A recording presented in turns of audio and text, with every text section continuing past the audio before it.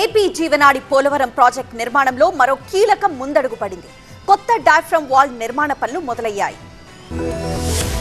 పోలవరం ప్రాజెక్టులో కొత్త diaphragm wall నిర్మాణ పనులను ప్రారంభించారు. ప్రాజెక్ట్ సైట్ లో భూమి పూజ హోమం నిర్వహించారు. Project CE Megha engineering company ప్రతినిధులు పాత డయాఫ్రమ్ వాల్ కు 6 మీటర్ల ఎగువన కొత్త నిర్మాణాన్ని చేపట్టారు. సుమారు 1396 మీటర్ల పొడవు, 1.5 మీటర్ల మందంతో కొత్త డయాఫ్రమ్ వాల్ ని నిర్మించనున్నారు. డయాఫ్రమ్ వాల్ నిర్మాణం కోసం జర్మనీ నుంచి 3 ట్రెంచ్ కట్టర్లు, 3 భారీ గ్రాబర్లు, 3 డీశాండింగ్ యంత్రాలను తెప్పించారు. మొత్తం 383 ప్యానెల్స్ తో 1,00,000 క్యూబిక్ మీటర్లకు పైగా T5 ప్లాస్టిక్ కాంక్రీట్ మిశ్రమంతో డయాఫ్రమ్ వాల్ నిర్మాణం జరగనుంది. ఈ నిర్మాణమంతా భూమికి లోపలే జరుగుతుంది.